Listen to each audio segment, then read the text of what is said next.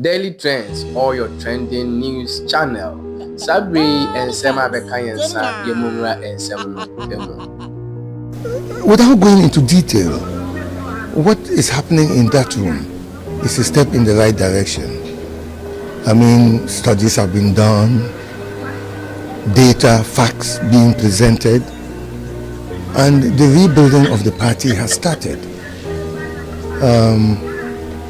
As I said, I have a campaign team, the rebuilding, reuniting, recapturing power, and I think that is part of the process. I understand the flag bearer will be in soon. For me, it's very important for this party because the state of the party as it is today is not the best. We've seen better days. Yourself been engaged in reconciliatory tours, visiting the bigwigs of the party. How crucial is that as well? Those engagements, reconnecting with the rank and file of the party ahead of the crucial internal elections. Well, you see, to reunite the party or even any organization, it's not an overnight thing. It's not like a light switch you can flick off and on. You need to engage. And of course, as you said, I did. I engaged. I obviously saw the flag bearer. I saw former President Akufo-Addo. I saw former President Kufuor. I have spoken to Kenny Ajapong. I have spoken to all those who contested him. And then I have started the process. Obviously, we are doing our internal party elections at the moment. And so it's starting from the grassroots up. And that is usually the 4-year cycle of renewal that the party goes through. I don't want to meddle, so I stay back, and if I go into any region, I just try to talk to the regional leadership who are not the subject of any internal election at the moment, and then move on. What has the feedback been like in your engagement with these party bigwigs and the rank and file of the party? It's been encouraging. It's been encouraging. It has also focused my mind because people talk to you and they raise issues. And there was one question I never really averted my mind to. And they brought it up in almost 3-4 regions. They said to me, but how are you going to answer the northern question? And I said, northern question? They said, yes, northern question. I said, there's no northern question. And then they said, there is. Your flag bearer is a northerner. You are also a northerner. And I said, but the party has never put officers in place based on ethnicity or the original balance. The party just looks at competence and says this person is competent, this person has a track record, and then they put you in. So let's be factual. Let's use empirical evidence. Go back to 92, the start of our party. We had the flag bearer who was a Southerner. We had the chairman who was a Southerner. Where the general secretary was a Southerner, and that's repeated after Adubuahin with Kufuor. His 2 attempts to become president, general secretary, chairman, Southerner, he himself a Southerner. All through till the first time ever the party took a northerner, which was me. So the party has always looked to competence, not ethnicity. And so if there are 2 northerners at the top, does it matter?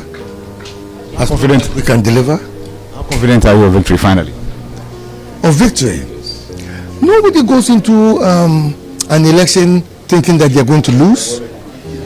No, I'm going into this election believing that I have something to offer to the party. Obviously, I've been out of the front line of NPP politics for a long time. So I need to reconnect and to get people to avert their minds to what I did when I was chairman, which is what I just spoke to the parliamentary party, because the parliamentary party is the biggest wing of the party today. Whenever we are in opposition, the parliamentary party is so relevant to the party itself. So that's what I was doing. I tried to avert their minds and remind them that when I was chairman, we ended up with 169 seats. Offer you opportunity to address this matter. It's a national matter that has grabbed the attention of your party. Yes. The indiscriminate arrest of your party members, the detention of Abronye. Yes. If you were to appeal to the system, what would you say? I touched on that subject in there, and I was very clear. You see, nobody is above criticism. Nobody. Even some people think that they can criticize God. You know, although I keep telling them God has never made a mistake, so stop it. And so if a judge is criticized, that's okay. But it is the reaction that is the problem. It's the reaction. So you lock this man up. You don't even give a date for when he will reappear. So he's lying in there. What does the party do? And I told them, that's why I tried to form, during the time I was chairman, a rapid response legal team for every region. Every region. Anybody who is picked, immediately our lawyers kick in. Rapid response. So by the time he is even called to stand before a judge, the legal team has already formed their strategy for battle, and they go into the court. And if you are putting somebody into custody without giving them a date to reappear, there are legal steps that the legal team will immediately execute. And for me, that is the way I will do things. That is the way I see us winning. In the economy, they don't care about anything. All they care about is replacing him. What? Poor Mahama. Poor Mahama. And he's sitting there being held hostage. You know, and he's not been able to crack the whip. And they're dancing around him in circles and making nonsense of all the proclamations he has made. It's unbelievable. Visit the NDC social media platforms and see what is happening there. Who is talking about how to achieve the 24-hour economy? That's not their concern. It's about who is going to replace Mahama. It's so sad, it's unbelievable. So he appointed these people to help him leave a legacy. The people he appointed to help him to leave a legacy are saying to us that, oh, don't worry, very soon he'll become a lame duck. That's what they say. Yeah. They say, oh, by next year he'll be a lame dog. You have no power. We don't have to respect him. So let's start our campaign. What? And they're actually campaigning. Can you just imagine? Don't you pity President Mahama? It's so sickening, it's sad. And what does this tell the people of Ghana? What this tells the people of Ghana is that those at the helm of affairs don't care about us. They don't care about us. It's about themselves.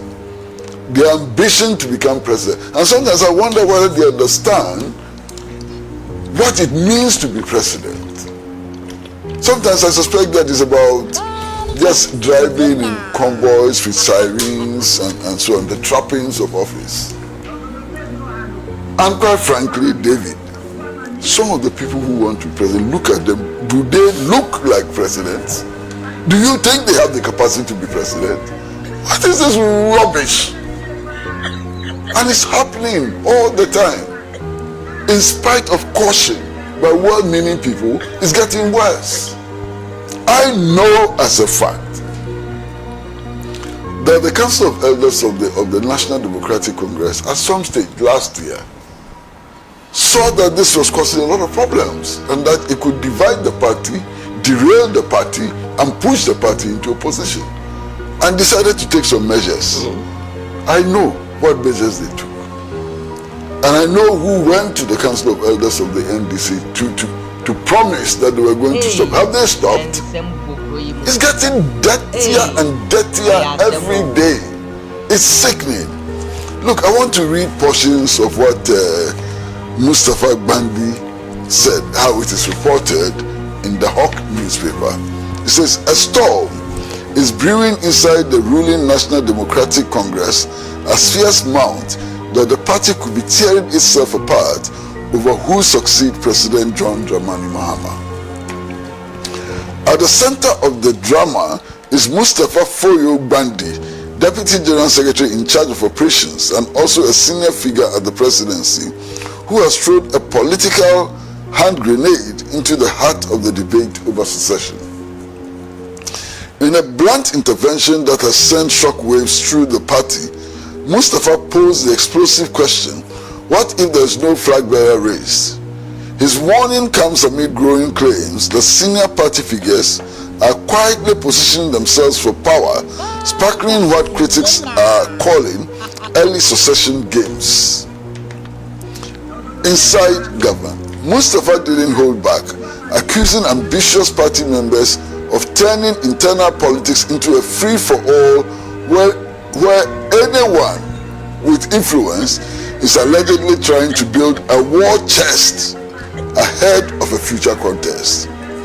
He warned that such behavior risks dragging the party into chaos, arguing that the National Democratic Congress traditional method of leadership selection should not be replaced with open, uncontrolled competition, and so on and so on. You see,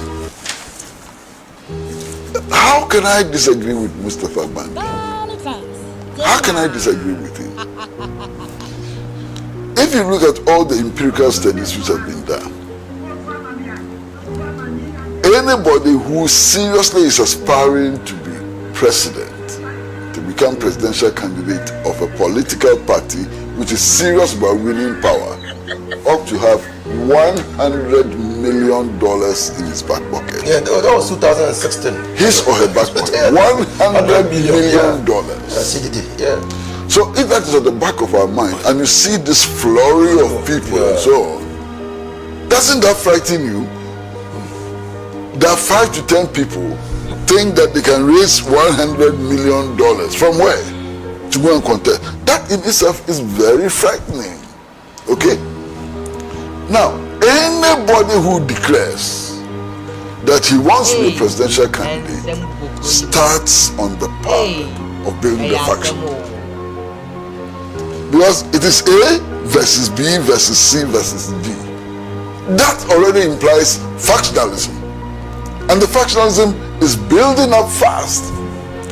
Only 1.5 years after winning elections.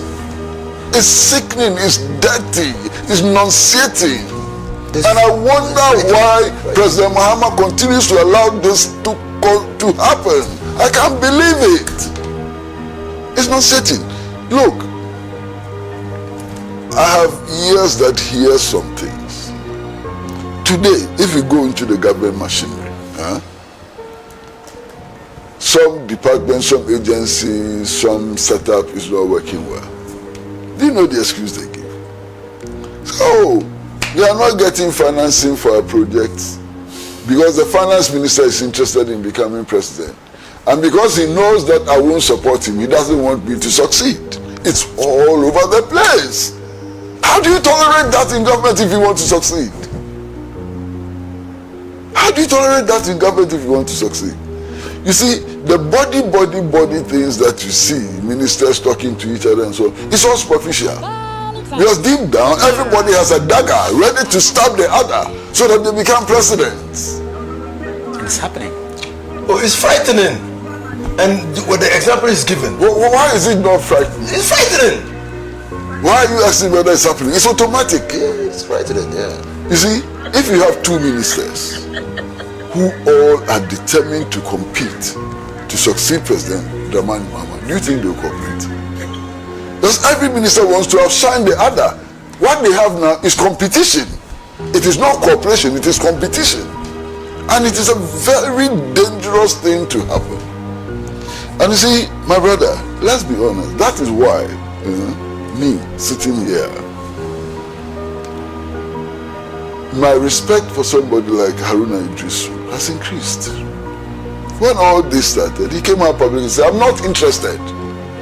What I want to do is to help the president to achieve his agenda. He set himself out. That is why sitting here, my respect for the vice president has gone up. You know why? Because anytime she has been asked whether she's interested in succeeding Mahama, she says no.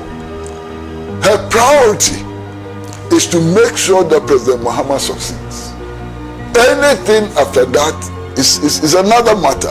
The priority now is to make sure that the NDC and the president succeeds in delivering the promises that they made to the electorate.